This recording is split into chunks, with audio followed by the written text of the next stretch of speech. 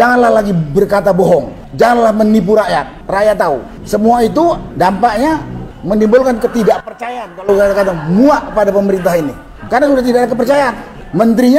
Menterinya ada yang sombongnya kayak nggak bisa mati. Sombongnya kayak nggak bisa mati. Saudara, seorang prajurit Sabta Marga tentu tak akan sedemikian gampang dicemari oleh limbah dan sentimen kebencian kepada seorang kepala negara yang juga merupakan Panglima tertinggi Angkatan Perang Republik Indonesia.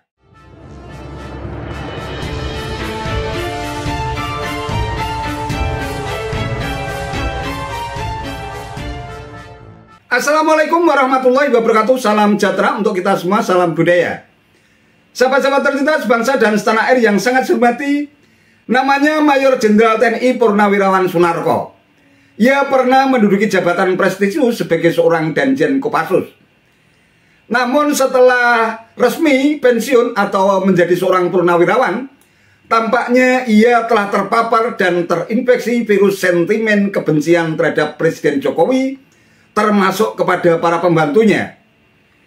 Yang bikin heran, ia justru terkesan membela mati-matian seorang Rocky Gerung terkait dengan hinaannya terhadap Presiden Jokowi yang menyebut dengan sebutan bajingan yang tolol sekaligus bajingan yang pengecut.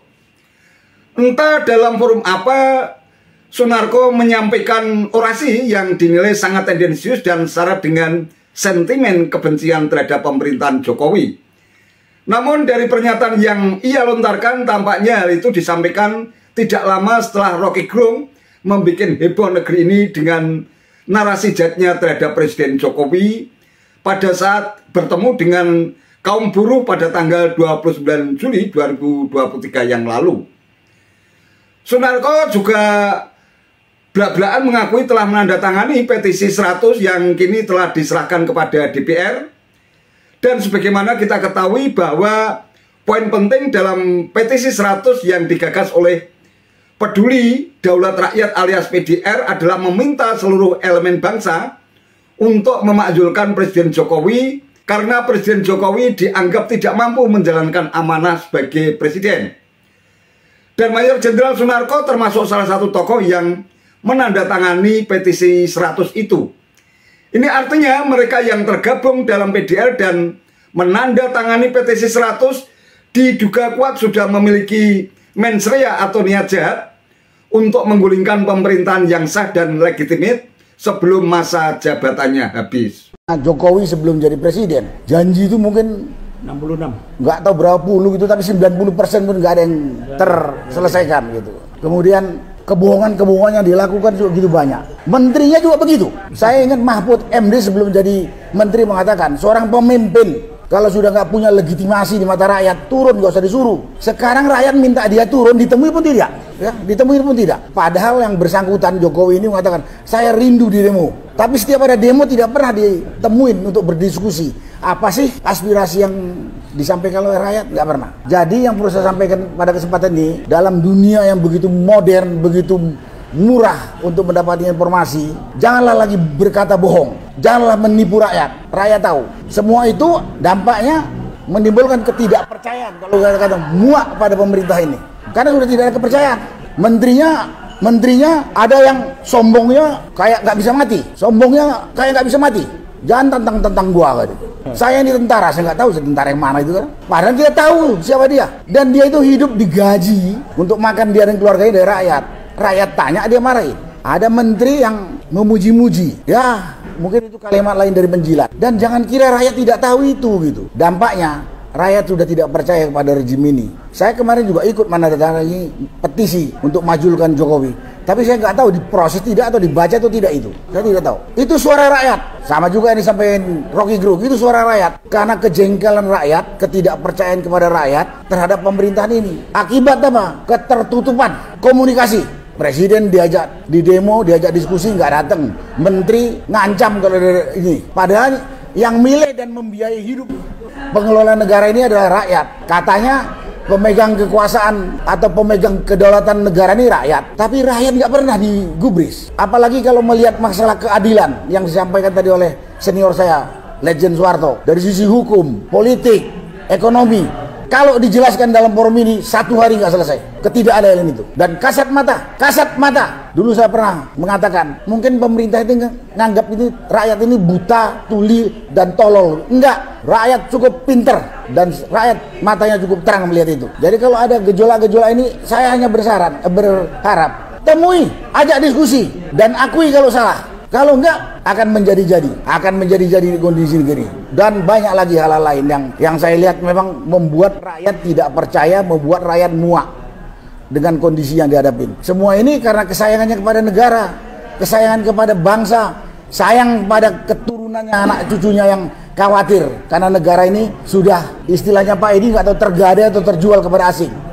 Itu yang ditakutkan, bukan karena kita punya maksud mau menghancurkan negara ini, tidak. Radikal itu muncul karena ketersumbatan komunikasi. Cuman tuduhannya radikal. Menurut saya akibat ketersumbatan komunikasi antara rakyat dengan orang-orang yang diberi amanah untuk mengelola negara ini. Baik eksekutif, legislatif, judikatif.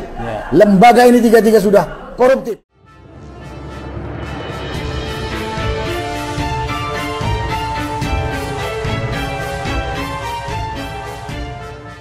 Sahabat-sahabat tercinta bangsa dan setanah air yang sangat saya hormati, ironis memang, sebagai seorang ex-Danjen Kopassus seharusnya Sunarko mampu memberikan teladan kepada generasi berikutnya bagaimana harus merawat dan menjaga NKRI dari perongrong dan pengacau kedaulatan bangsa dan negara, sebagaimana tersirat dalam Sabta Marga, yaitu 1. Kami warga negara Kesatuan Republik Indonesia yang bersendikan Pancasila.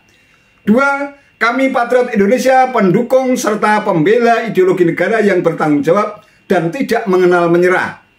3. Kami kesatria Indonesia yang bertakwa kepada Tuhan Yang Maha Esa serta membela kejujuran, kebenaran, dan keadilan. 4. Kami prajurit Tentara Nasional Indonesia adalah bayangkari negara dan bangsa Indonesia. 5. Kami prajurit Tentara Nasional Indonesia memegang teguh disiplin, patuh dan taat kepada pimpinan serta menjunjung tinggi sikap dan kehormatan prajurit. 6.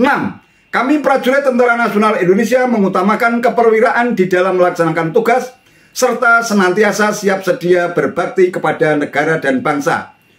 7. Kami prajurit Tentara Nasional Indonesia setia dan menepati janji serta sumpah prajurit. Meski sudah menyatakan diri sebagai seorang purnawirawan, darah seorang prajurit Sabta Marga tentu tak akan sedemikian gampang dicemari oleh limbah dan sentimen kebencian kepada seorang kepala negara yang juga merupakan Panglima tertinggi Angkatan Perang Republik Indonesia.